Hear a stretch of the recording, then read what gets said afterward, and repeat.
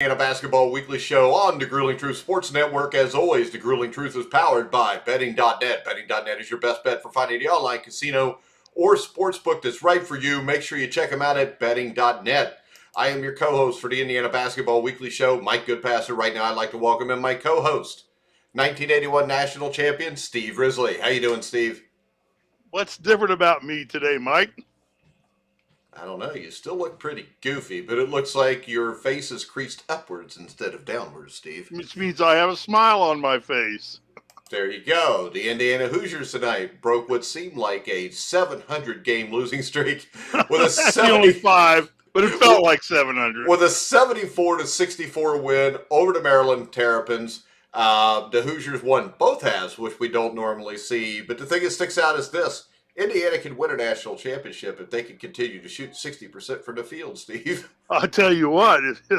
Any team's capable of winning if they can do 60% of the field. It was a good shooting night. I thought Indiana still had some lulls in the game, ups and downs. With 2 minutes to go, 3 minutes to go, they 10-point lead in the first half, and they squandered that very quickly. But they came out, and I thought one of the most critical parts is they controlled the first 5 minutes of the second half. And they reestablished their 10-point lead. It waffled back and forth over there, but Indiana never seemed to lose control of the tempo of the game or control of the game. And, Mike, can you explain why that happened? What one player or one event created the fact that we didn't lose control of the game and really controlled the tempo for Indiana tonight? Xavier Johnson. There you go.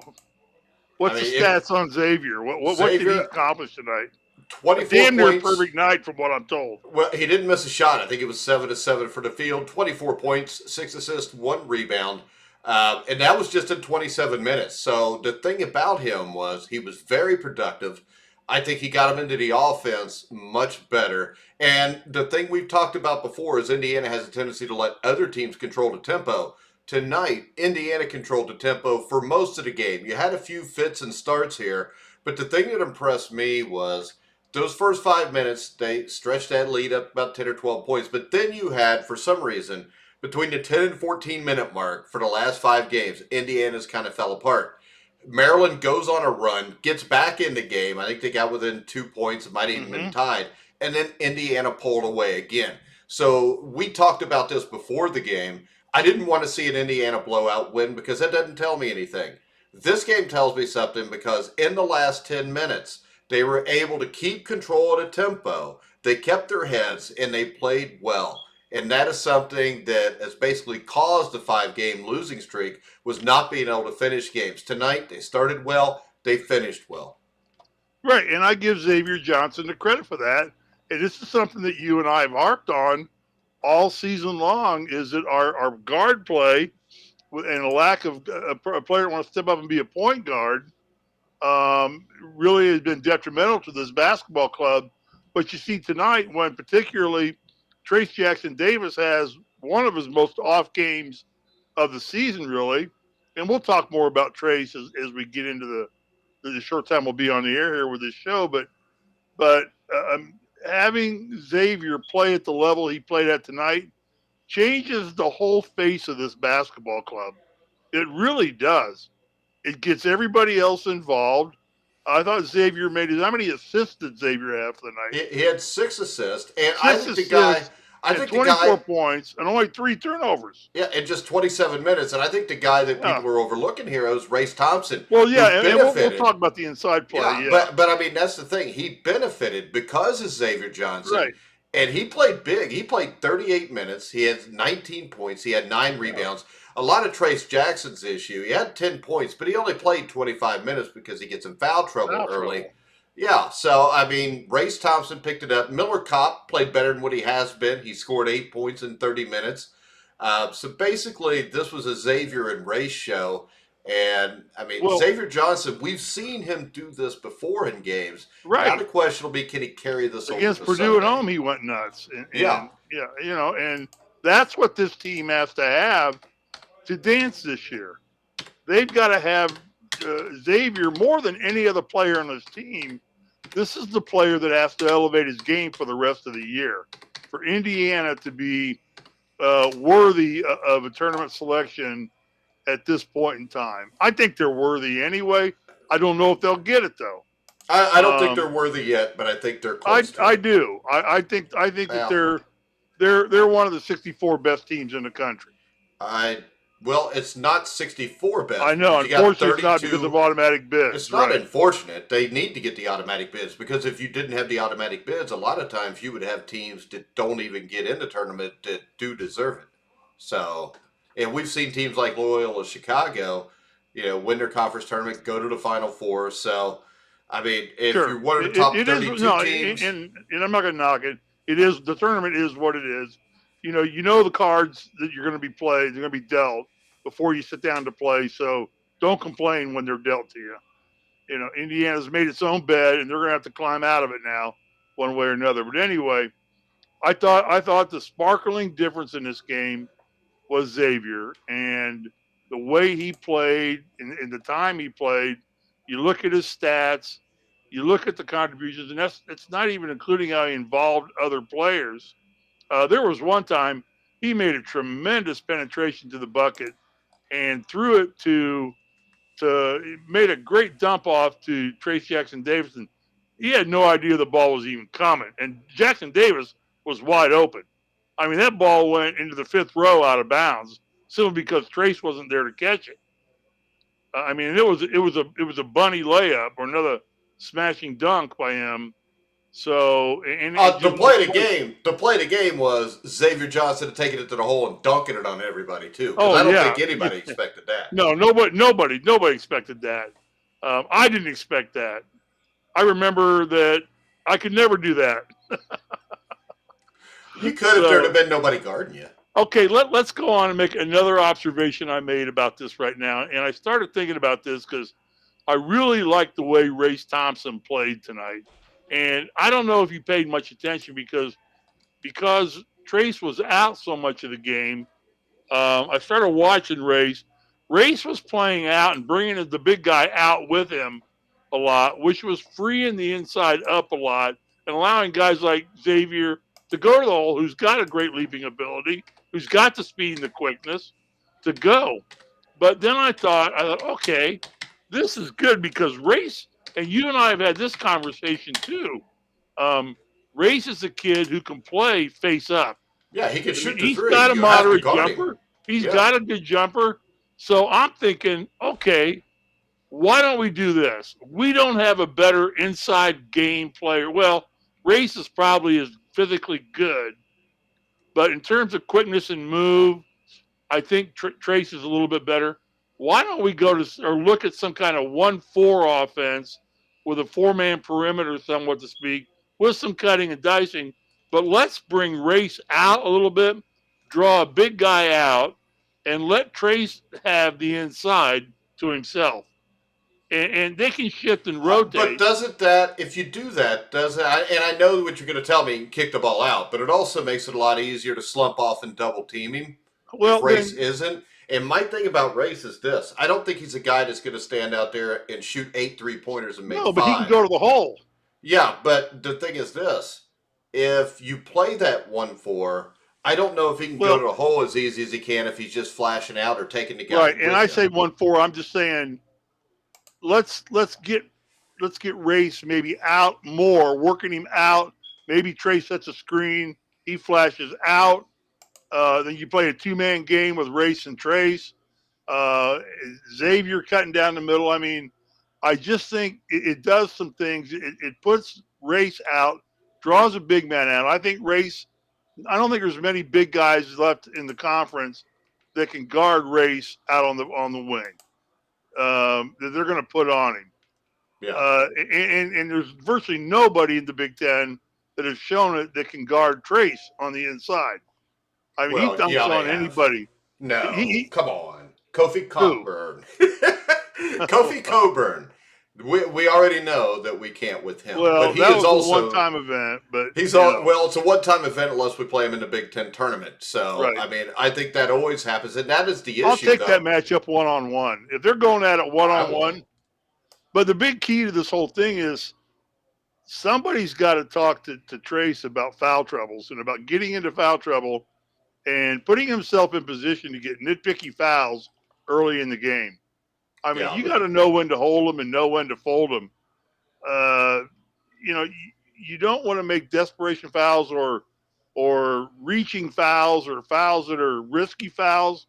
When you're that relevant and that important to your basketball team, you've got to protect yourself as much as you got to protect the basket and things like that. It does no good to let Trayce Jackson sit on the bench for half the first half and half the second half and only get what? How many minutes did they get out of it? I think he had 25 minutes. Did he get 25? That's amazing if he did. Well, and the thing about that 25 is not always aggressive because he's in foul trouble once he gets it. So yeah. And he played with foul trouble in a lot of those 25 minutes. So somehow those are things I think now we start dialing in a little bit. I think he needs to learn how to let the game come to him. I don't think he's not a patient player. Especially defensively, he's got to let it come to him. That's what I mean. He's got to let it come. Actually, offensively, I think he needs to be a little bit more aggressive. But that aggression is not going to come back. That was my next point, yeah. That aggression is not coming until he hit that 15-foot jumper. I mean, how many shots did Trayce take? Only, 8 shots or something like that? Did he take that many? Trayce Jackson was 4 for 6. You cannot have your leading scorer only taking 6 shots in a game. I disagree. The fact that he's in foul trouble. I disagree because 25 minutes of time, only gets 6 shots. Steve, you got to remember this though. Xavier Johnson and Trayce are hitting everything they shoot, so that is going to limit his shot selection, if you know what I mean. Well, I still think he's getting more than 6 shots. Yeah, but if Trayce Jackson's not getting 10 cracks at the bucket a game, there's a problem with that offense. But if Xavier Johnson scored 26, I see your point, Mike. It's a well-taken point. And Trayce has scored 19, I'll take 4 for 6 from Trayce because you can win the game that way. Yeah. They showed it tonight. Now the problem is, can you win the game like that against Purdue or Rutgers? No, you're not going to win a game with Trayce Jackson Davis only taking 6 shots in a game against Purdue. He's going to have to put up 15 to 20 points and get 9 or 10 rebounds. And Xavier's going to have to play like he does, and Trayce is going to have to play like he does. Right now, this team is very short bench. I mean, they basically are only giving playing time to 6 players. Is that a bad thing? Pardon? Is that a bad thing? I mean, to me, 7 guys, or if you've got 7 good guys, or 8 good guys. We ran with 7 in 1981 in the tournament. We ran with 7 players. Yeah, we were fine. Starting 5, you and Jimmy Starting Thomas. 5 and Jimmy Thomas and myself were the 7 players that got the bulk of all the playing time. And, I think, and right now the last words they were talking about on the broadcast tonight was that Finney is nearing readiness to come back. Now, I don't know what kind of shape he's going to be in and how much minutes you're going to get out of him or not, but just to have another quality player, another quality brain out there, not that any of them don't have quality brains, but another one always helps because he can spell maybe Johnson just a little bit. Hey, real quick, I got to say hi to Patrick Fagel because he just say hi to Patrick. Yes, I did. Patrick played for me like 400 years ago in a galaxy far, far away. Oh wow! When I was much younger. Yeah, I think it was back in the early 2000s, late 90s. So this gets ridiculous when everybody I coached is now damn near getting Social Security, Steve. Yeah. The good thing is when I started coaching, I was 4, so we're good. Yeah. But all right, so we're gonna. So some notes I took. And let me just go through them here. That we haven't talked about. Great start to the second half. Yeah. Let me see here. What else? Jackson Davis has got to be a little more prep.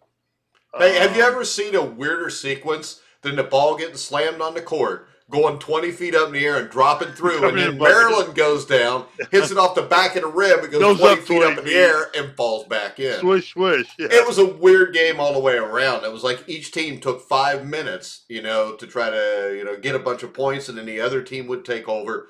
But that does kind of worry me, just because we still don't see consistent. And I know this. I know you're not going to play 40 minutes of great basketball, but if you could give me 20 minutes of great basketball and 20 minutes of smart basketball, where maybe you don't make your shots, but you don't turn it over a lot.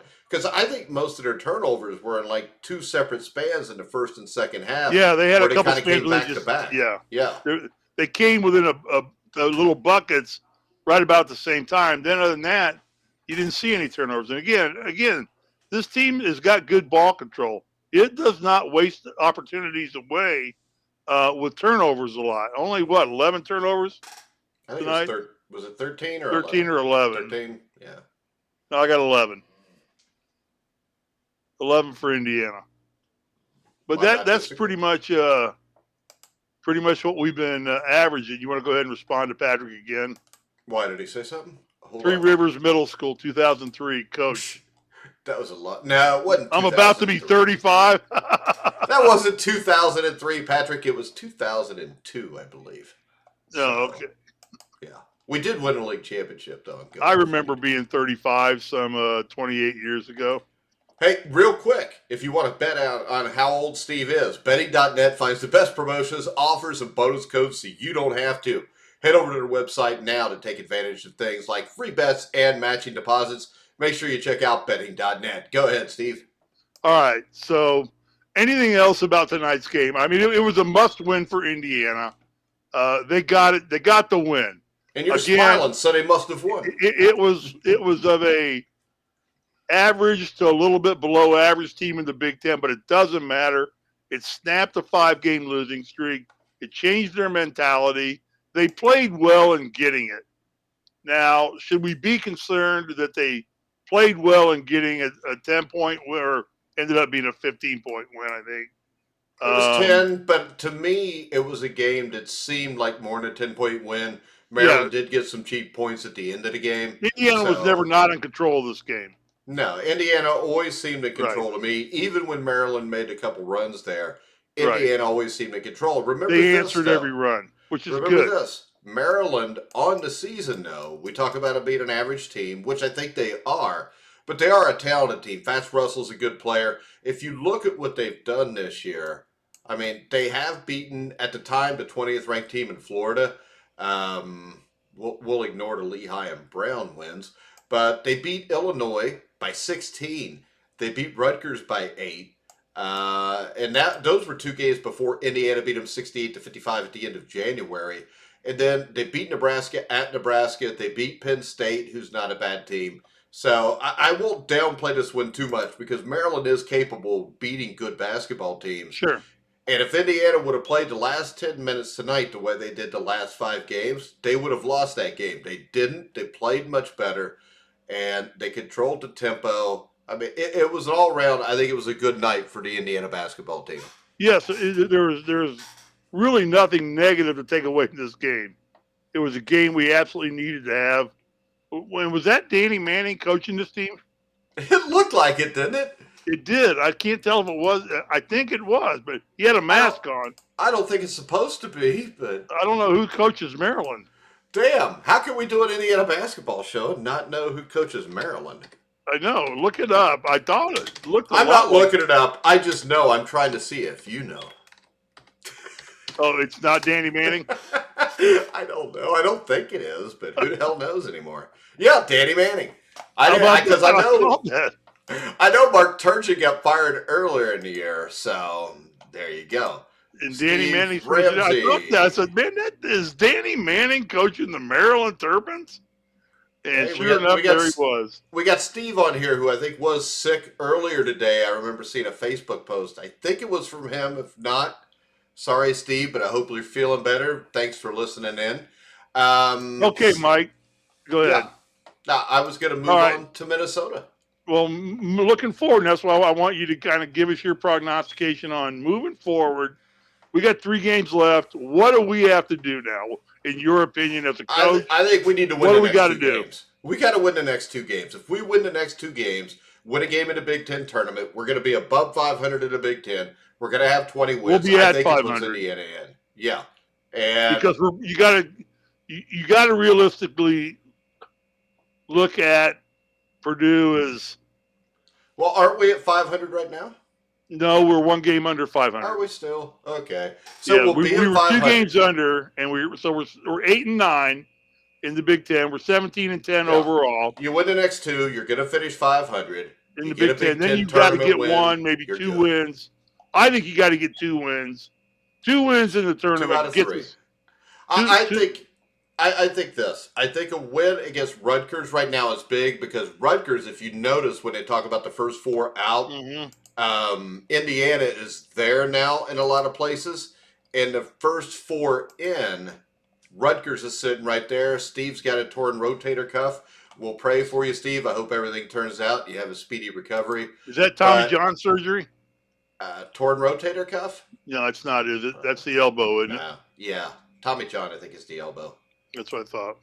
But so yeah, I think it's big just because you know that I had Thanksgiving dinner with Tommy John one year in Spurgeon, Indiana.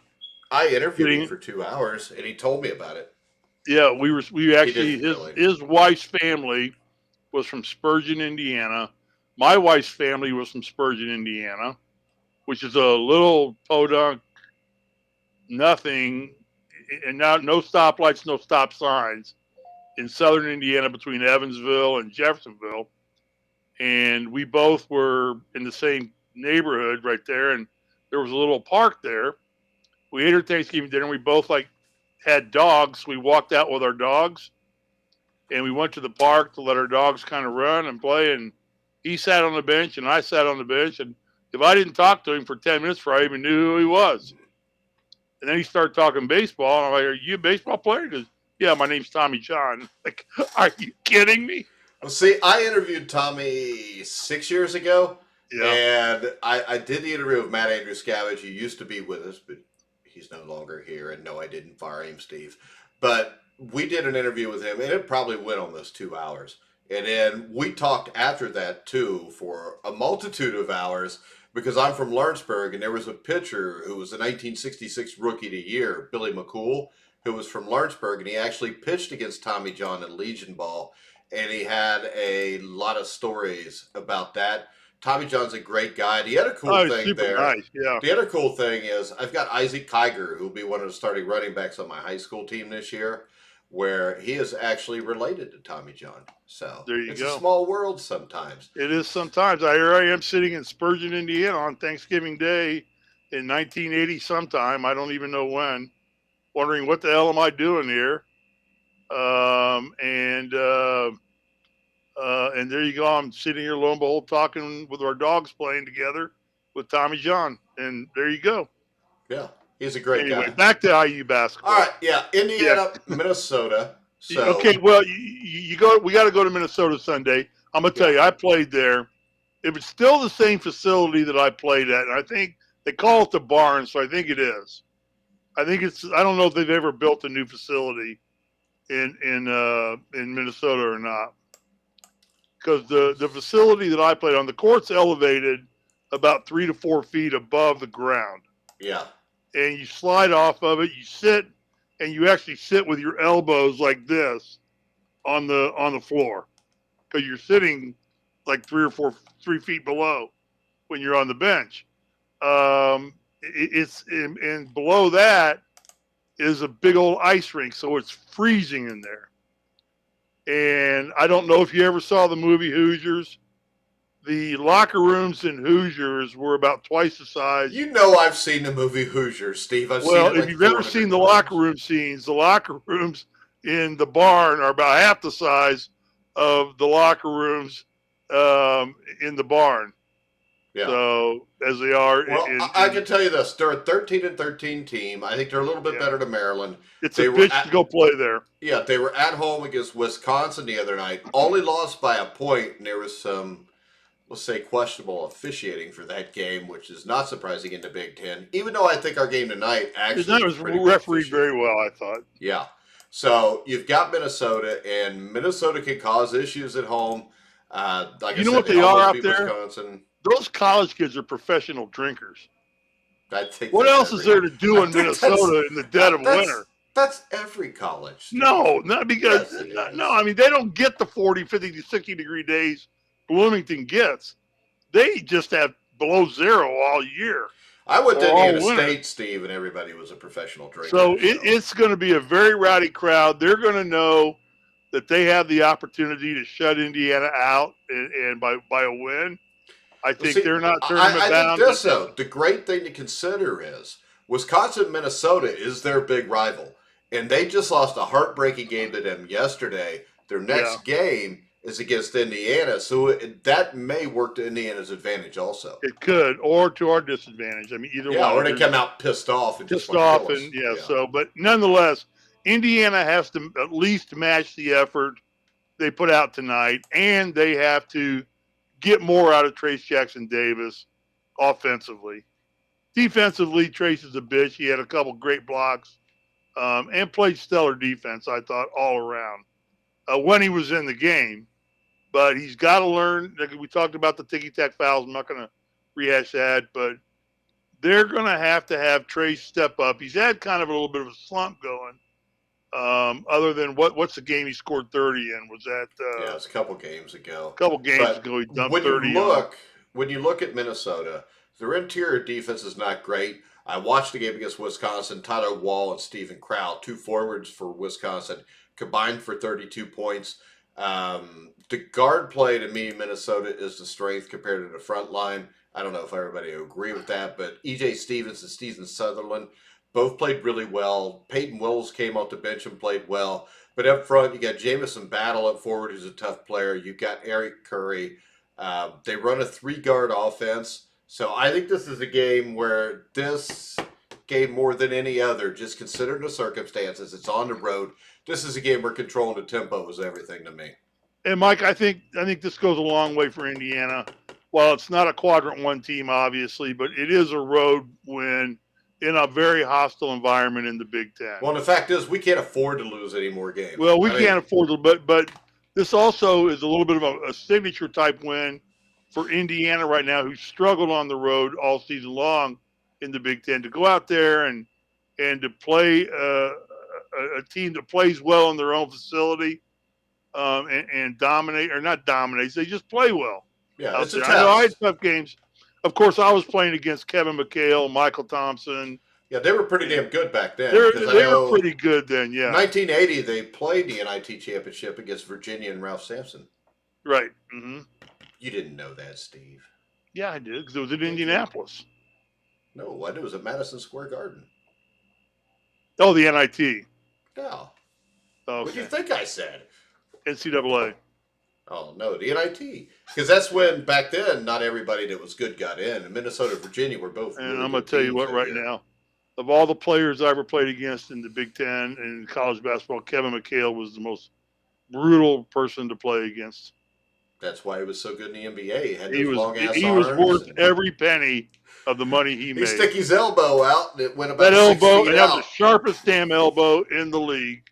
And it came right to my face where it came, because he was 6'11". He was a bona fide. So that's what happened, 6'11". Steve. So that's where the ugliness for me came, was from Kevin McHale. Because I've noticed the pictures of you in high school. You're an I was attractive good man. looking, yeah. I had surfed. And then all of a there. sudden, by your junior year, you just looked like, I don't know, it looked like he got in a wreck. And I guess it was Kevin McHale. My freshman IU picture was my best, and then I started playing and went down. Anyway, and then we got to go to Rutgers, but let's do this. You know what? You sounded like Joe Biden when you did that. You started to say something, and then you stopped, and you went, well, anyway, and then you just continued on with something else. It reminded me of President Biden. Yeah. We're going to bomb China tomorrow. It doesn't matter. I got a question. I got a question. Oh, well. Oh, so I think right now, rather than go forward to Rutgers, we'll have time to do that Sunday night on our post-game show on Sunday night. I'll let you wrap it up here and talk to people about that. Anything else about the game tonight I mean, I'm upbeat about it. I'm thinking if they can carry this mentality and this play through the rest of the Big Ten season and into the tournament, I think we'll get into the dance and be able to go have some fun and make some noise. I think Indiana's good enough to make noise. Yeah, it's just according to what matchup you get. I mean, Yeah, if you get a it's matchup, where you go and who you play. if you get a matchup with a team that maybe the front court's not that good, and then Xavier Johnson can play well, you get Rob Fennessy back, you get a win there. You know yourself, in 1981, you guys didn't have to play DePaul in Kentucky, and I think it was Wake Forest because they got upset by other teams. Right. Those things happened. It happened in 2002. Sure, Indiana had to beat Duke, but then their next game to go to the Final Four was against Kent State, which nobody expected. I think everybody expected Pitt to be that team. Right. Instead, it was Kent State. Or did Indiana beat Pitt the second round? I don't remember, but I know nobody expected Kent State. But the game is at 6 o'clock on Sunday, Eastern Time. So we will be on the air about 20 minutes after the game is over. And hopefully Steve will have his frown upside down again. And the Indiana Hoosiers can make it 2 in a row. And then Mike, I will, because I firmly believe that Chase Elliott's going to win the Auto Club 500 or 400. It's out here in Fontana, California, which is about 30 minutes from my home out here in California. And the sad part is it had snow on the track 2 nights ago. Well, they had a race with snow on the track. If they did, I would watch it, but that is the only way. All right, real quick, guys, if you want to bet on the game Sunday, Indiana, Minnesota, your top sportsbook comparison site is betting.net, which offers extensive reviews on the best sportsbooks out there. Make sure you check them out. Remember, we will be here after the game Sunday night after Indiana dismantles Minnesota. We'll be, 18-10 then? And then everybody will be talking about us being in the tournament. Hold on, we got somebody said something. Odell Carlisle, thank you for listening. He gave us a thumbs up. But we're going to go ahead. We're going to wrap it up. You can follow Steve Risley at srisley34. You can follow me at Grueling Truth. You can hear our shows anywhere you find podcasts. You can watch our video shows live on Facebook, Twitter, YouTube, and I'm sure there's more that I'm forgetting. But we're going to go ahead and wrap it up. For now, for Steve Risley, I'm Mike Goodpaster. You've been watching and listening to The Grueling Truth, where the legends